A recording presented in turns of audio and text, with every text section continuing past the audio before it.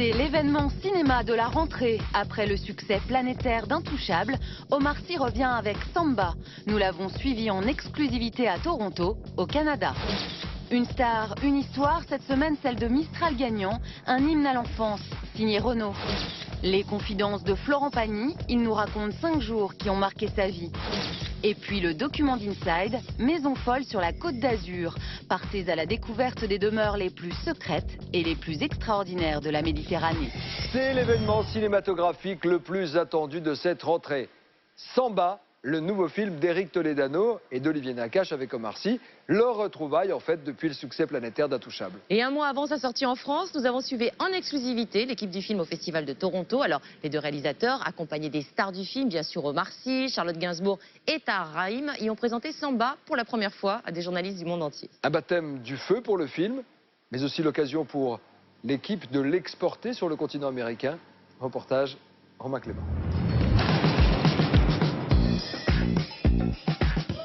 Quelques minutes avant l'atterrissage. 2 ans après leur dernier voyage, c'était pour la promotion de ce qui fut l'un des plus gros cartons du cinéma français. Les deux réalisateurs d'Intouchables repartent au charbon. C'est très agréable de repartir, mais ce qui est super, c'est que c'est pour un nouveau film. Ça, c'est vraiment génial. Même si on a quand même, tu vois, des petites traces de l'ancien. Petits souvenirs. Ouais. On est tellement névrotique, on repasse l'ancien. Toujours rattrapés par le phénomène qu'ils ont créé, ils vont cette fois, accompagnés par l'acteur Tahar Rahim, l'une des têtes d'affiche de leur nouveau film, tenter de séduire le public et les professionnels nord-américains. On va faire une projection à Toronto devant un public international. Donc là, on a un stress en plus, quoi. Mais ah, si, il y a d'enjeux, on est tendu. Nous avons suivi toute l'équipe, Charlotte Gainsbourg, Omar Sy et ses deux réalisateurs fétiches, pour leur baptême du feu américain. Toronto, c'est le festival où se vendent les films en Amérique. Mais peu de Français y parviennent. 3 ans après le triomphe d'Intouchables, Samba sera-t-il capable d'émouvoir l'Amérique et de connaître un destin similaire?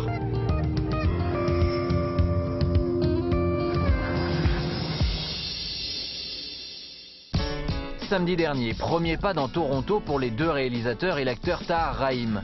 Charlotte Gainsbourg et Omar Sy arriveront plus tard. Ouais, on fera un peu de visite là. Ouais. On aura le temps de la visiter ou pas? Non, je crois pas. C'est l'équivalent de la Tour Eiffel, mais à Toronto.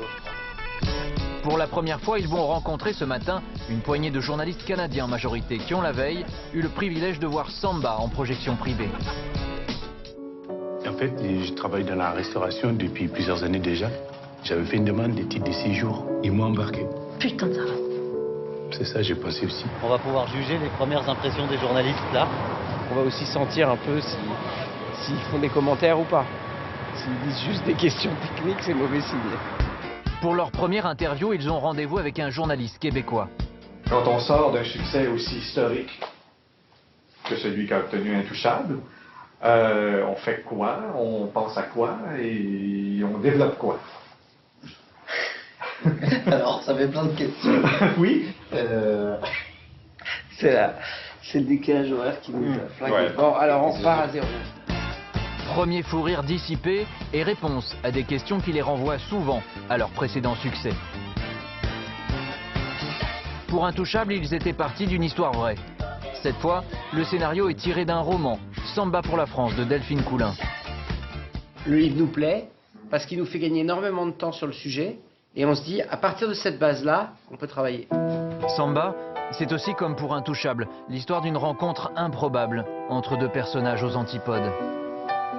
On avait envie de confronter Omar avec Charlotte Gainsbourg. On avait une intuition que ça pouvait donner quelque chose d'original et surtout voilà, d'inédit, qui allait créer de la comédie et qui allait être très touchant. Tout juste arrivé de Los Angeles, Omar Sy. Lui aussi vient répondre à des interviews à quelques heures du grand rendez-vous, l'avant-première mondiale. Une excitation parce que c'est un moment important. La première vraie projection publique, c'est le moment où on lâche le film, quoi. Où il va rencontrer son destin. Omar Sy s'est fondu dans la peau de Samba, un sans-papier sénégalais qui enchaîne en France les petits boulots, toujours sous la menace d'une expulsion. J'ai regardé des documentaires, j'ai regardé des films, j'ai discuté avec des gens. Je suis né, j'ai grandi en France, donc je suis loin de pouvoir comprendre ce qu'ils vivent, et leur motivation, etc. Aux côtés d'Omar Sy, autre moteur de cette comédie, Tahar Rahim, lui interprète Wilson. Tu connais la Coca-Cola? Quoi? La vie n'est pas magnifique, hein. Il est sans papier, clandestin, il change de boulot, change d'identité. Mais pour lui, la vie doit être comme un soleil, toujours sourire. Samba, c'est aussi une histoire d'amour entre les personnages interprétés par Omar Sy et Charlotte Gainsbourg. C'était difficile de s'intégrer dans cette équipe qui était déjà constituée des deux réalisateurs et d'Omar Sy. Intimidant. Difficile, non, parce qu'ils m'ont aidé, ils ont rendu la chose très facile, au contraire. Et chaque acteur qui débarquait avait sa place à part entière. Pour séduire le public nord-américain, Omar Sy est devenu un atout. Il tourne désormais à Hollywood dans des superproductions comme le dernier Jurassic World et répond même aux interviews en anglais. He is vulnerable because he lives in a country, he's irregular and he has a lot of issues. Ça community inside, vous avez vu mon anglais ou pas? Parfait. T'as vu ou pas? Ouais. Bon, il y a encore des hésitations, mais t'as vu? Merci beaucoup. Merci. Merci, au revoir. Samba a été acheté par 35 pays, mais les anglophones résistent encore. Alors pour tenter de les convaincre, il y a les soirées du festival, comme celle qu'organise Isabelle Giordano, en charge de promouvoir les films français. Le Festival de Toronto, c'est très important, c'est le deuxième marché après Cannes. Donc là, tous les gens que vous voyez ce soir sont quand même la plupart en train de faire du business. Dans ce bar branché, il y a tout le Gotha du cinéma français, comme l'acteur Romain Duris ou le réalisateur François Ozon, venu nouer des contacts avec les distributeurs étrangers. C'est le lieu où il faut être pour l'équipe, mais aussi pour les vendeurs de samba, comme Cécile Gaget, c'est elle qui avait déjà vendu Intouchable à plus de 85 pays. C'est un enjeu dans le sens où le film est déjà vendu et sera distribué dans 3/4 du monde, mais il reste les territoires anglo-saxons et les États-Unis. Donc ça va se jouer dans les prochains jours. C'est l'heure fatidique. Devant la salle arrive toute l'équipe, dont Omar Sy, acclamé. Vous qui habitez maintenant beaucoup aux États-Unis, c'est un film qui peut fonctionner là-bas, qui peut marcher? Ouais, je pense, et on va le voir tout à l'heure d'ailleurs, parce qu'il y a beaucoup d'Américains dans la salle, donc on va voir comment ça va être reçu, mais je pense que c'est un film qui est universel. Oh, hi! Merde, je suis devenu complètement américain. Bon, c'est l'heure de vérité maintenant. Ouais, là ouais. Vous êtes souriants tous les deux? Ouais. On est souriants, mais à l'intérieur, je peux te dire que ça bouge. Très moins souriant. Ça bouge beaucoup. Dans ce cinéma, le public canadien, des critiques et des professionnels susceptibles d'acheter le film. The question often was, do you have some pressure because of Untouchable in this movie? And yes, we have. but it's not about the Untouchable because we love this movie. We hope really you will enjoy it. So have fun. Thank you very much. Extinction des Lumières et début de cette comédie Made in France. Je vais te donner un conseil. Faut garder la distance, parce qu'après ça peut vraiment faire mal s'ils sont renvoyés. Après 2 heures, verdict du public. C'est un film très profond, mais aussi plein d'humour. C'est un bon mix des deux. J'ai trouvé ce film très divertissant, alors qu'il traite d'un thème très sérieux. Sur les réseaux sociaux, les choses vont très vite. Standing ovation, Samba a conquis son public. À la sortie, l'équipe affiche sa confiance. C'est très galvanisant de voir une salle debout. En fait, je sais pas, peut-être qu'on s'était interdit de penser que ça pouvait arriver à nouveau. En tout cas, ce soir, cet après-midi, c'était super. Au terme des 3 jours passés à Toronto, l'Australie vient tout juste d'acheter les droits, tout comme les pays scandinaves. Pour la Grande-Bretagne et les États-Unis, les négociations continuent. Très bien.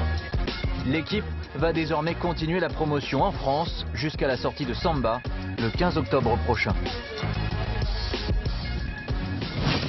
Et voici maintenant notre rubrique Une star, une histoire. Et cette semaine, celle de Mistral gagnant. Nikos, bah oui, l'une des plus belles chansons de Renaud, reprise cette année par Cœur de Pirate.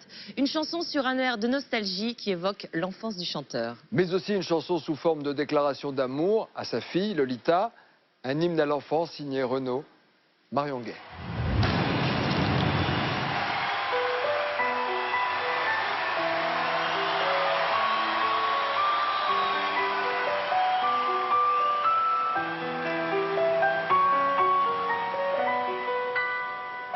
M'asseoir sur un banc, 5 minutes avec toi, et regarder les gens tant qu'il y en a. Quelques notes de piano pour accompagner l'un des textes les plus émouvants, écrits par Renaud. Nous sommes en 1986, le Zénith affiche complet et les spectateurs sont sous le charme. Et entendre ton rire qui lézarde les murs, qui sait surtout guérir mes blessures. Personne ne pouvait imaginer qu'un chanteur tatoué, jouant les petits loupards, puisse faire scintiller des milliers de briquets. Cette chanson, Renaud le premier, n'y croyait pas du tout. Les Mistral gagnants. Pourquoi ce manque d'enthousiasme au départ? À qui était destinée cette chanson d'amour que l'on s'est tous depuis appropriée? Les Mistral gagnants. Les Mistral gagnants. La France est un pays de flics, à tous les coins de rue y en a 100. Pour faire régner l'ordre public, ils assassinent impunément. 4 ans auparavant, en 1982, Renaud chante Hexagone, un titre engagé et libertaire. L'homme n'est pas vraiment un romantique. Renaud, c'est plutôt le Gavroche sur sa moto. Il a une dégaine incroyable, des Santiago, un Perfecto et un jean rafistolé.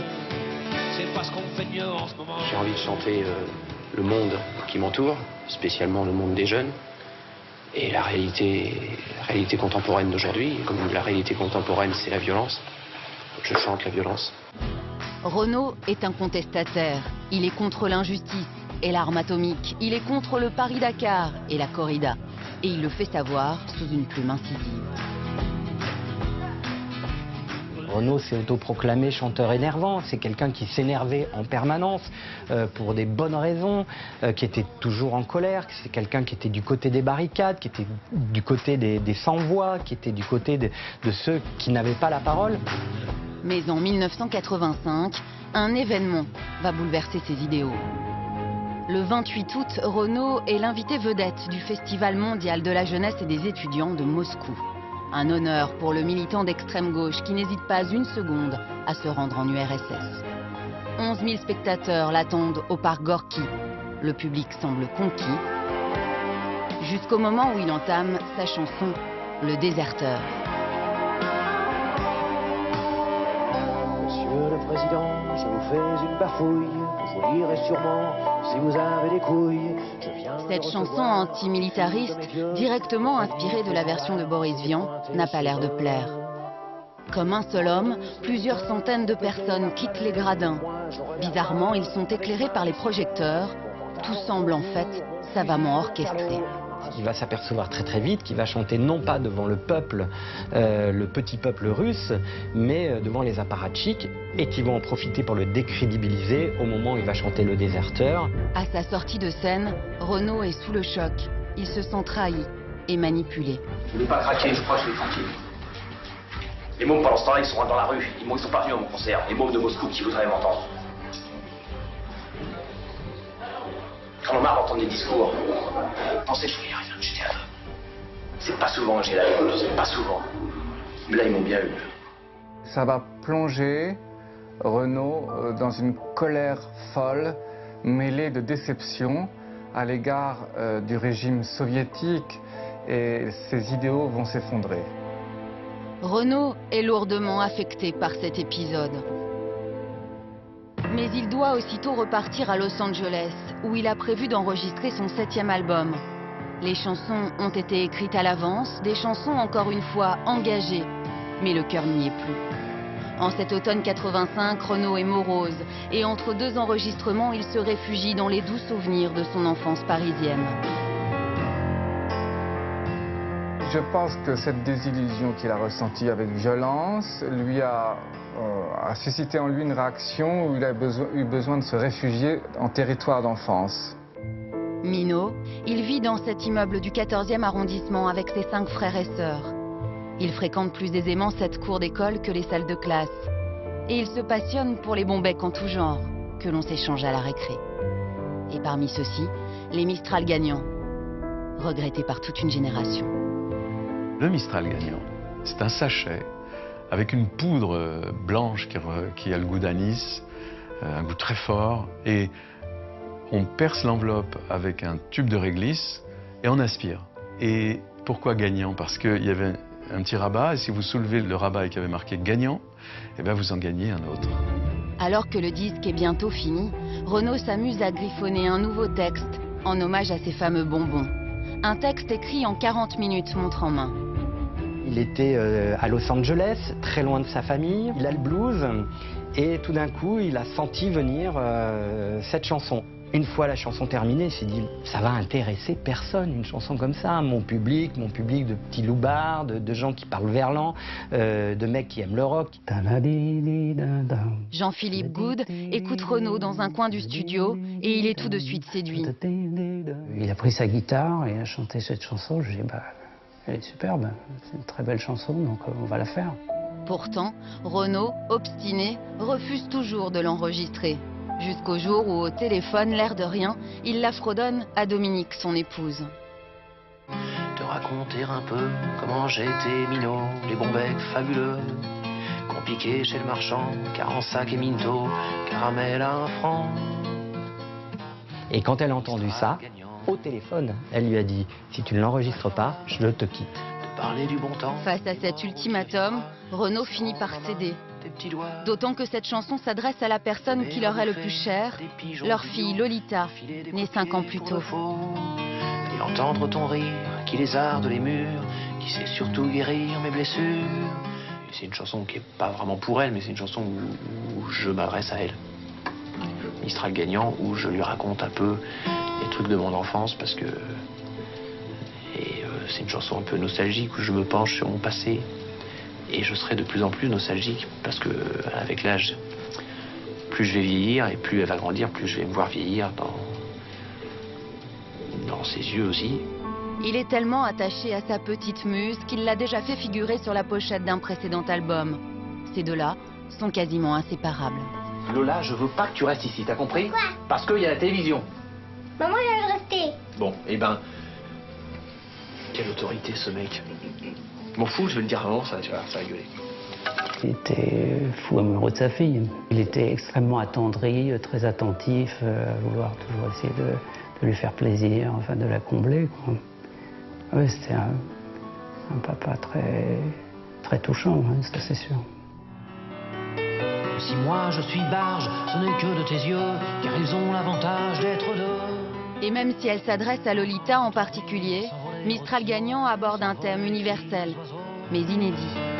Te raconter enfin qu'il faut aimer la vie, l'aimer même si... C'était rare à cette époque qu'on chante l'amour paternel.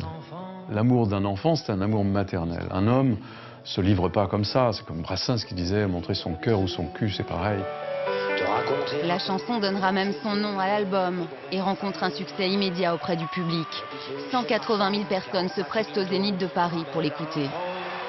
Dès qu'il l'a chanté sur scène, Renaud, il a vu ce que cette chanson provoquait chez les gens. D'abord, les gens connaissaient le texte par cœur, et puis il voyait des larmes dans les yeux de son public. Te parler du bon temps qui est mort et je m'en fous, te dire que les méchants c'est pas nous. Depuis, la petite Lolita a grandi, les Mistral gagnants n'existent plus, mais la chanson n'a pas pris une ride. Entendre ton rire s'envoler aussi haut, s'envolent les cris des oiseaux. D'ailleurs, elle résonne à nouveau sur toutes les radios, dans la voix de Cœur de Pirate. Il aimait même aussi. Le temps est assassin et on porte avec lui les rires des enfants et les Mistral gagnants. Et les Mistral gagnants.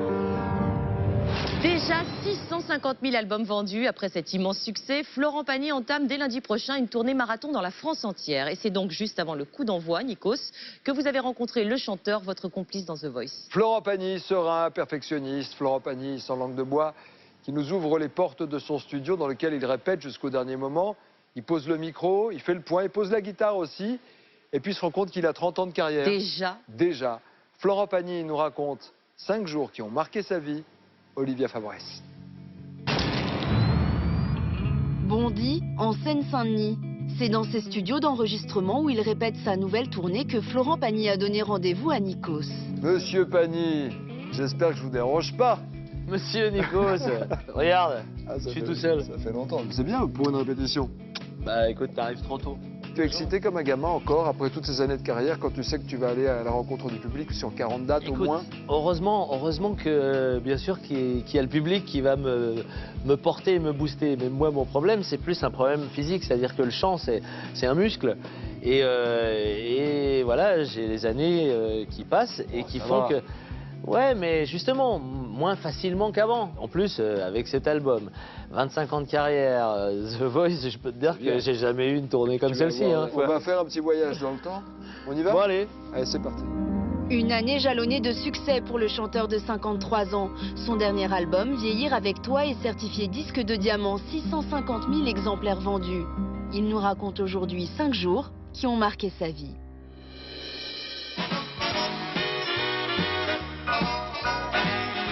« 27 octobre 1982, l'As des As avec Jean-Paul Belmondo.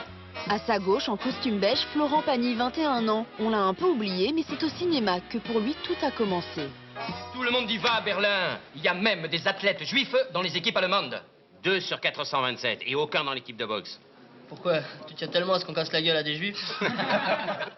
Ah merde. Ouais, bah tu La vois. phrase. Ouais, la phrase bête. J'étais impressionné de voir Belmondo. Tu dis, ça y est, je suis au cinéma avec Belmondo. Écoute, c'est sûr qu'approcher un Belmondo, c'est... Ah, tu vois, ça trouble, comme approcher un Depardieu ou approcher un Coluche. C'est des gens... Quand t'es un gamin, ouais. Quand t'es un môme, ça te fait un drôle d'effet. D'ailleurs, toujours, on se croise et on se parle et on se reconnaît de ce moment-là. Hé Lucien, téléphone pour toi, c'est Jo.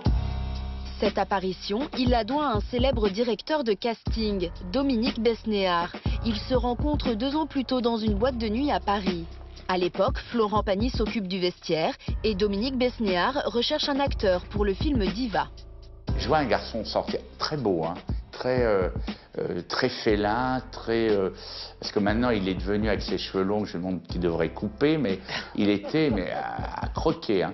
Il arrive, il dit ouais, bah, je la mets, mais il me dit c'est un rôle pour moi. Je dis ah bon, pourquoi? Il me dit parce que moi je chante l'opéra et je tombe sous le charme. En plus il avait les dents écartées, les dents du bonheur, et je lui dis bah écoute, mets l'annonce, mais en tout cas voyons-nous. J'ai pas fait Diva, j'ai failli vraiment faire Diva. J'ai fait tous les castings. Et à chaque fois, il hésitait entre moi et un différent. Mais moi, je restais toujours comme ça, en lice. Et puis, à la fin, bah, il a pris l'autre. Moi, j'ai toujours été le Poulidor des castings. J'étais toujours le deuxième. Bon, voilà, c'est pas mon truc. Et puis, voilà, c'est pas mon destin non plus. Mon destin, il était dans la chanson. Et c'est 5 ans plus tard que Florent Pagny va vraiment se faire connaître du grand public. Pourquoi tu dis ça? Pourquoi tu crois pas? Pourquoi tu crois plus? Pourquoi tu sais plus? Tu vois, tu en trouves plus tard. 22 janvier 1988, Florent Pagny est l'invité de l'émission Bain de minuit. Veste en cuir, boucle d'oreille, à 27 ans, il chante pour la première fois à la télévision. Cette chanson, c'est lui qui l'a écrite et elle parle de ses années sombres. Une nuit, je me mets à écrire un truc que j'ai jamais fait. Et j'écris ma première chanson. N'importe quoi. N'importe quoi, en plus. Elle était dédiée à quelqu'un, cette chanson? Elle était dédiée à moi. Il n'y avait pas un thème particulier parce que bah, elle avait un thème particulier, mais elle était dédiée à moi. À toi-même, en fait. À soi-même. Tu sais qu'on est tous multiples, donc on peut être très bien, on peut être raisonnable, et puis quand on est jeune, des fois, on peut se laisser aller. C'est la voix de l'autre Florent qui lui disait « fais pas n'importe quoi ». Exactement. Donc tout le monde a pensé que je le faisais pour peut-être un copain, mais c'était mon meilleur copain, c'était moi. N'importe quoi s'écoule à plus de 700 000 exemplaires. Mais ce succès ne suffit pas à apaiser pour autant le fougueux Florent Pagny. L'équilibre, il le trouve 7 ans plus tard avec sa femme, Azucena, un amour qui sera au centre de l'album le plus vendu de sa carrière. Savoir donner sans reprendre, ne rien faire qu'apprendre, apprendre à aimer. Aimer sans attendre, aimer infiniment. 24 janvier 1998, Pascal Obispo, alors jeune auteur-compositeur à succès, et Florent Pagny chantent pour la première fois ensemble Savoir aimer. Écrite par Lionel Florence et composée par Pascal Obispo, cette chanson s'écoulera à plus d'1 million d'exemplaires. J'avais fait une liste de 25 auteurs-compositeurs-interprètes. Il y en a un qui était qu'en voulait plus que les autres. Et lui, il est arrivé et il y avait 30 chansons. Et c'était ce jeune Pascal Obispo. Et dans les titres, il y avait cette chanson qui s'appelait Savoir. Savoir souffrir. Et quand Florent Pagny propose la chanson à sa maison de disques, la carrière de Pascal Obispo bascule. Le soir même, Pascal m'appelle en me disant « Qu'est-ce qu'ils ont pensé ?» Et je lui dis « Écoute, vu leur réaction, on est quoi là? On est lundi? Normalement, d'ici mercredi ou jeudi, on t'appelle et on te propose l'album de Johnny Hallyday. » Non. Il me dit « Ça va pas. » Je dis « Écoute, je pense que d'ici 3 jours, on t'appelle et on te propose l'album de Johnny Hallyday. » 3 jours après, on l'appelait et on lui proposait l'album de Johnny Hallyday. Mais bon, je lui dis « Par contre, tu vas quand même me garder, tu vas quand même me laisser les miennes. » Le point d'orgue de ce grand retour sur le devant de la scène aura lieu 5 mois plus tard aux côtés d'un monstre sacré. Come la prima volta me volage e bien pesage qui si fie un instant. Le 9 juin 1998, Luciano Pavarotti invite Florent Pagny à Modène, sa ville natale, pour un concert caritatif. Un rêve pour le chanteur français qui admire depuis toujours le grand ténor italien.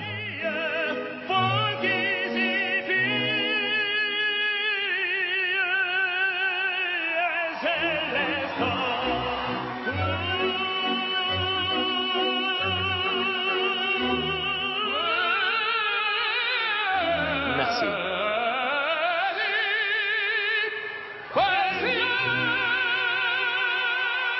Qu'est-ce qu'il fait Pavarotti à ce moment-là? Il vient t'aider? Il me sauve la vie. Oui. Il me sauve la vie. Il sauve la vie, ouais. Ce moment-là, et c'est comme une partie de poker. Je suis dans un bluff. C'est-à-dire que là, je lui ai pris des notes. Alors, les gens apprécient parce qu'elles sont très hautes.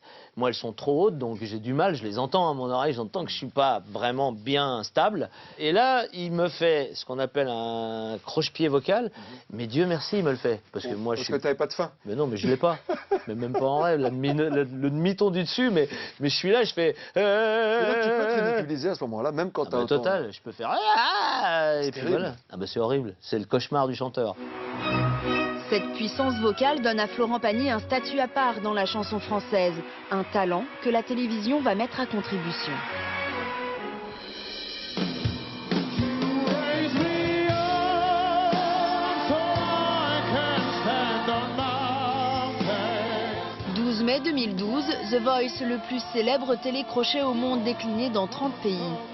En France, Florent Pagny est choisi pour son expérience. Et dès la première année, c'est Stéphane Rizon, son poulain, qui gagne la compétition.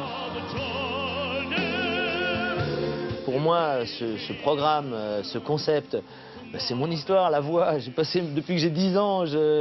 C'est quelque chose que je connais. Je sais ce qu'elle peut provoquer. Je sais ce que c'est qu'une voix. Donc, dès que quelqu'un chante, hop, j'ai toujours l'oreille qui se tend pour savoir où sont les qualités, où sont les défauts. Et donc, voilà, ce domaine-là, c'est le mien.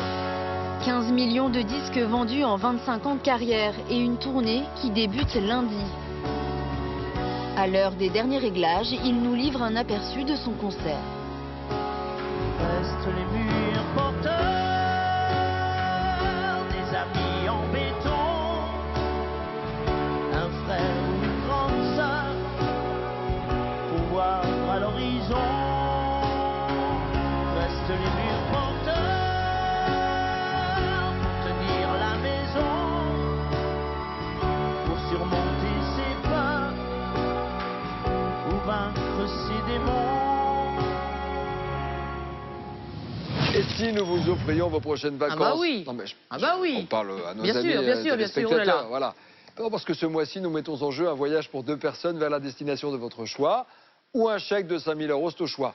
Alors pour participer au tirage au sort, il suffit de répondre correctement à la question énoncée avec brio, un je ne sais quoi de folie et de sensualité par cette jeune femme que j'ai croisée dans le couloir tout à l'heure. Allez, Voilà, merci monsieur mademoiselle, je vous en prie. Quel talent Florent Pagny a-t-il mené à la victoire dans The Voice en 2012? Deux possibilités, 1 Stéphane Rizon, 2 Kenji. Vous connaissez la réponse.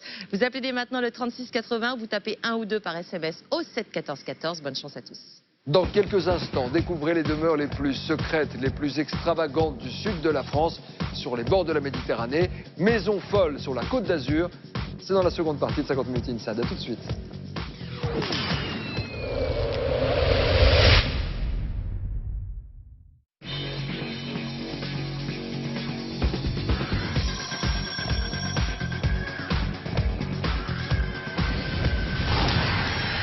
C'est la seconde partie de 50 minutes Inside. Il est temps bien sûr de retrouver Kiki. J'ai dit Kiki, c'est Christophe Beaugrand. Lui, il n'arrête pas. Hein.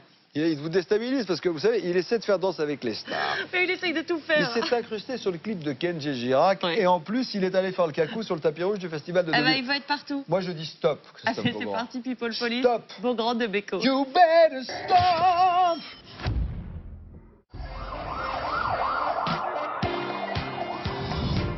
C'est parti pour une nouvelle semaine People et nous sommes ici sur le tapis rouge du festival du film américain de Deauville. Welcome. La rousse incendiaire, Jessica Chastain, The Queen, Hélène Mirren, Charlotte Lebon, Axel Lafont. Mais ce soir, les fans sont surtout venus pour... Pierce Brosnan. Vous êtes sûr du nom? Pierre Brosnan. Non, Brosnan. Moi j'ai dit Voilà, c'est Pierce Brosnan. L'ex-James Bond revient avec la belle Olga Kurilenko dans un thriller d'espionnage, The November Man. This kid is the best assassin I've ever trained.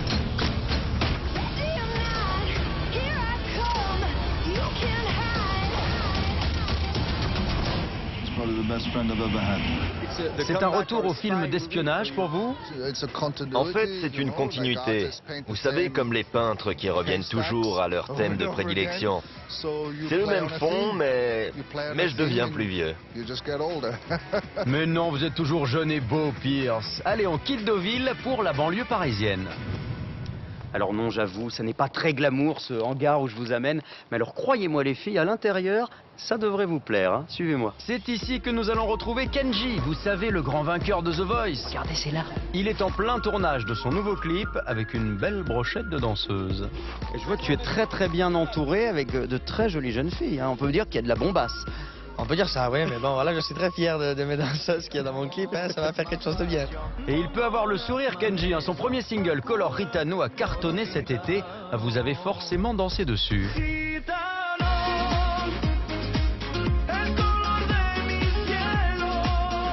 C'est vrai que pour beaucoup de gens, ça a été une chanson de leur été. Ils ont dansé sur ta musique cet été. J'imagine que ça fait plaisir, ça. Ben oui, c'est sûr, parce que maintenant, chaque gens que je rencontre du boulot, tout ça, ils me disent « Ah, tu m'as gonflé tout l'été, j'ai écouté ta musique tout l'été. » Mais bon, ça fait plaisir, moi, pour moi. Et à mon avis, il pourrait bien nous refaire le coup avec sa nouvelle chanson « Ma belle Andalouse ». Toi, ma belle Andalouse, aussi belle que jalouse. Quand tu danses, le temps s'arrête. Je perds le nord, je perds la tête. Même les danseurs m'applaudissent. Ouais. Franchement, elles sont jolies, hein. Est-ce qu'on peut rêver de mieux, hein? Ah bah, je sais pas. T'es toujours célibataire ou pas? Ouais. Ah bah là, t'as le choix, là. Et du Benjamin de la semaine, 18 ans seulement, on passe à la doyenne, Madame Annie Cordy. Elle a fait sensation il y a quelques semaines au festival d'Angoulême avec le film Les Souvenirs, sans aucun doute l'un des événements de 2015. Bonjour. Un film bouleversant signé Jean-Paul Rouve avec aussi Michel Blanc qui raconte la vie d'une grand-mère qui va s'échapper de sa maison de retraite. Merci les enfants pour le déjeuner. Normal, maman. J'espère que ça t'a fait du bien. Allez, démarre. Une Annie Cordy méconnaissable et émouvante en mamie déprimée. Ça touche tout le monde. Tout le monde dans sa vie a eu une grand-mère comme ça ou a eu un fils comme ça. Je pense qu'il y a beaucoup de gens qui vont se reconnaître dans le film. Du coup, est-ce que vous avez un peu le sentiment d'être notre grand-mère à tous, en quelque sorte? Moi, je veux bien, mais vous êtes trop nombreux, mes petits-enfants. Je ne pourrais pas assumer, c'est impossible. Mais je vous rassure, en vrai, elle a toujours la pêche, Annie. Hein? C'est moi, Frida, papa, les nappes qui seront... J'ai tant souffert de ne plus... C'est ça. Ah, ça me donne envie de danser cette ambiance. Ah, vous me direz, ça tombe bien. Quick Step, Foxtrot, Tango, oui, c'est bientôt la nouvelle saison de Danse avec les stars. Et regardez, il y a du monde pour accueillir les candidats. Hein. Ambiance de fou pour la présentation des candidats de cette 5e saison. D'abord, les stars de la chanson, Louisie Joseph, Joyce Jonathan, Elisa Tovati et Corneille.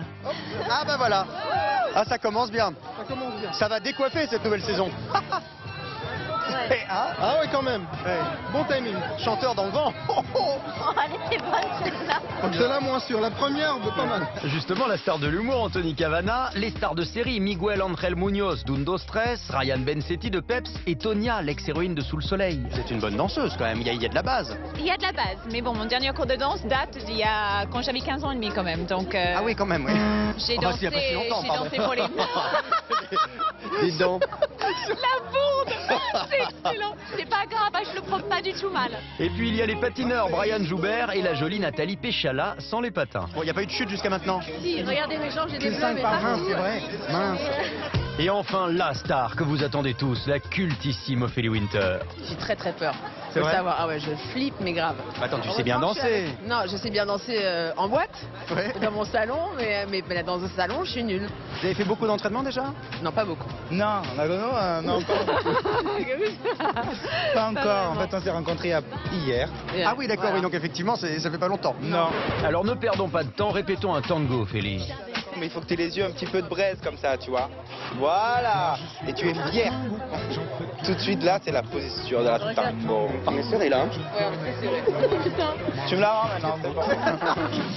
Non mais j'étais bon sur la position des mains, j'étais bon sur le regard de braise. Ça l'a pas fait, je ne comprends pas. Bon, à la semaine prochaine. Et voici maintenant le document d'Inside Maison Folle sur la Côte d'Azur. En cette fin d'été ensoleillée, nous vous emmenons dans le sud de la France, sur les bords de la Méditerranée. Et oui, Nikos, à la découverte des demeures les plus secrètes ou les plus incroyables, celles qui, au fil des ans, ont construit le mythe de la Côte d'Azur. Alors qu'elles aient abrité les secrets des plus grandes stars de la planète, ou tout simplement qu'elles aient été construites pour satisfaire les goûts les plus dingues, les plus extravagants de leurs richissimes propriétaires, quelle est cette Côte d'Azur secrète, interdite au grand public? Reportage signé Tania Mépiel.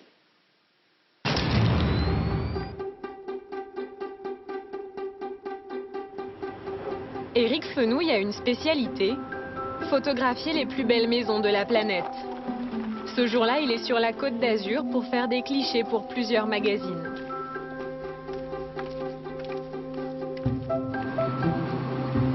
Et ces photos, il les prend depuis le ciel, depuis cet hélicoptère, à 200 mètres d'altitude. Il va survoler un périmètre de 30 km² pendant 1 heure. Pour lui, ce territoire, c'est une mine d'or. C'est les plus belles maisons du monde. Les maisons les plus chères, c'est des maisons à 100 millions, 150, 200, 400. Il n'y a plus de limite. Un tour d'hélicoptère Foxmac pro décollage, sortie Sierra Brava. Direction, le cap d'Antibes, la baie de Villefranche et le cap Ferrat. Peut-être faire une petite photo d'Eden Rock. Premier cliché, l'hôtel Eden Rock. Construit en 1914, il a vu défiler depuis toutes les stars de la planète. Allez là, la maison, c'est la grosse là. Mais le photographe est surtout ici pour les demeures de milliardaires. Le château de la Croé est la propriété de Roman Abramovich, un des hommes d'affaires les plus riches de Russie, propriétaire du club de football de Chelsea. Un parc de 7 hectares et une bâtisse victorienne de 2000 mètres carrés, avec piscine sur le toit. Ça, c'est de la maison. On voit pas la beauté de la maison. Un peu plus loin, sur une île, face à une mer turquoise, le Grand Jardin, c'est son nom, est la propriété d'un richissime homme d'affaires indien. Voilà. En un siècle, la Côte d'Azur s'est transformée et ses maisons en sont le principal reflet. Nous vous proposons de survoler et de vous ouvrir les portes de certaines qui ont fait l'histoire et perpétuent la légende de cette côte mythique.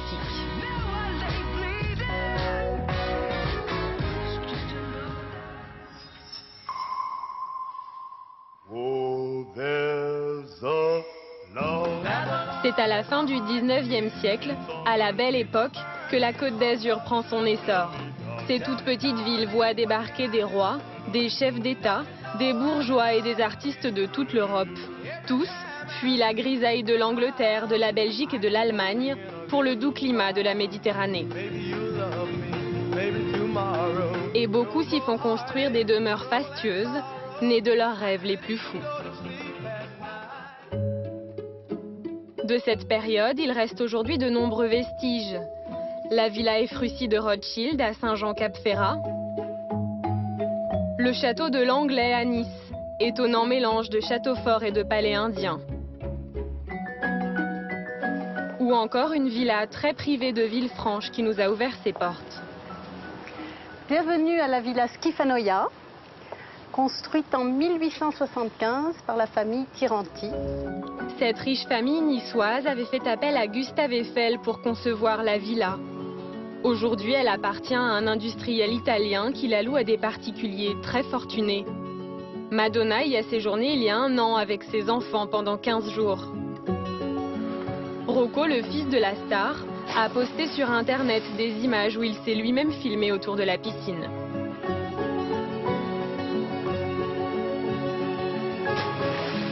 Les dimensions de la villa sont à l'image de la démesure de la Belle Époque. 11 chambres et 15 salles de bain. Frédéric Mathias est chargé de gérer les locations. Elle nous montre la chambre où a dormi la célèbre chanteuse. Ils ont fait une grosse fête de famille, la bar mitzvah de son fils. La maison lui convenait par rapport à la taille, puisque la villa fait 2600 m² habitables et qu'on arrive à loger en tout, si on utilise les chambres de personnel, 40 personnes. Et l'atout majeur de la villa, c'est sa vue, spectaculaire. Alors à votre droite, vous avez la rade de Villefranche avec la vieille ville. Et à votre gauche, vous avez la presqu'île de Saint-Jean-Cap-Ferrat avec toutes les maisons de milliardaires. Des immenses bâtisses Belle Époque qui cohabitent depuis les années 70 avec les projets architecturaux les plus originaux. Cette villa, très graphique par exemple, est tellement hors du commun qu'elle a accueilli le tournage d'un James Bond.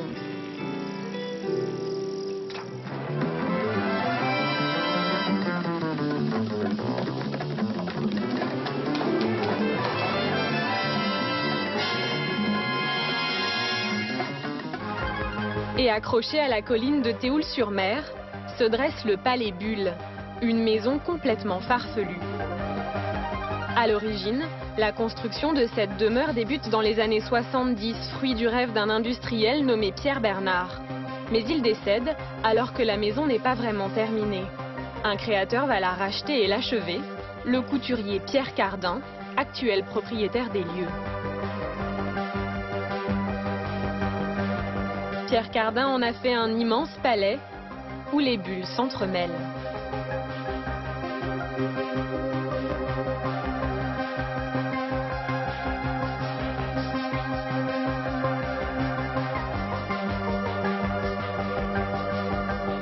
Jean-Pascal Hess, responsable de la communication du couturier depuis 20 ans, nous ouvre les portes de cette propriété extravagante qui a très tôt séduit Pierre Cardin. Il a eu un coup de cœur pour cet endroit.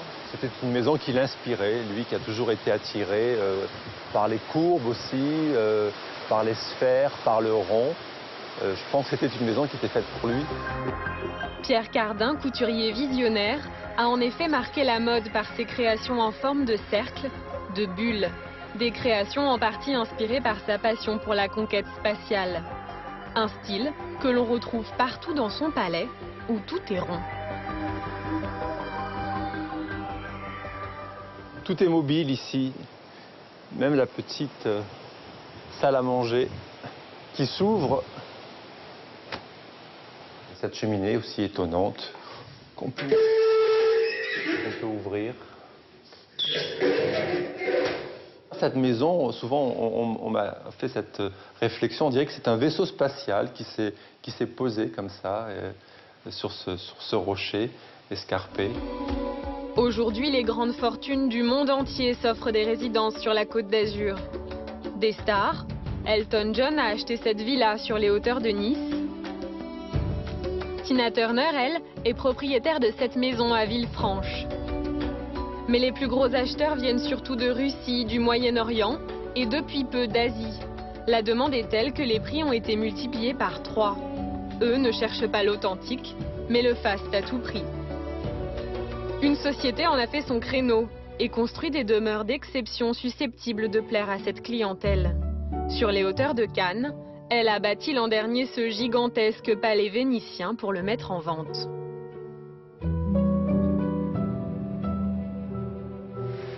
Parc de 26 000 mètres carrés, bassins et fontaines, colonnes et fresques. On se croirait presque en Italie. Christelle Revol travaille pour la société qui a construit ce projet démesuré. Jamais avant nous, elle n'avait autorisé une télévision française à filmer cette propriété. Alors donc nous arrivons donc dans la triple réception donc, du Palais Vénitien, avec au centre le salon, à droite un petit salon bibliothèque et à gauche une salle à manger. La résidence fait 3000 mètres carrés et tout a été construit sur mesure dans un style italo-byzantin. Et si la maison se veut ancienne, en réalité elle est ultra moderne. Une cuisine très équipée, donc digne d'un restaurant étoilé, où justement vous pouvez donc vous imaginer faire venir un grand chef étoilé et qui donne donc directement à l'extérieur, donc sur la piscine. Les futurs propriétaires disposeront d'une piscine intérieure, d'un ascenseur privé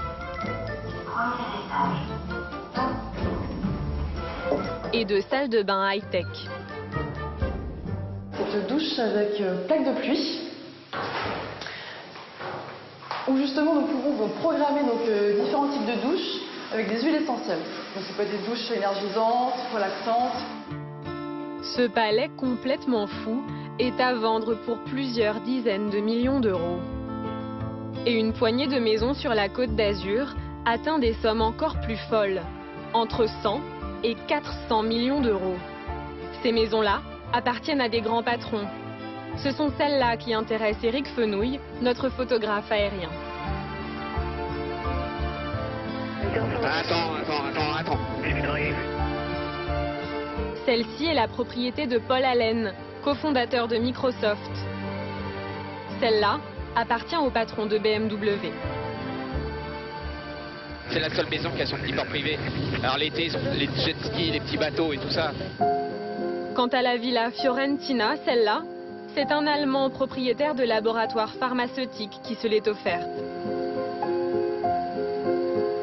Pour moi, c'est la plus belle maison au monde, c'est celle-là.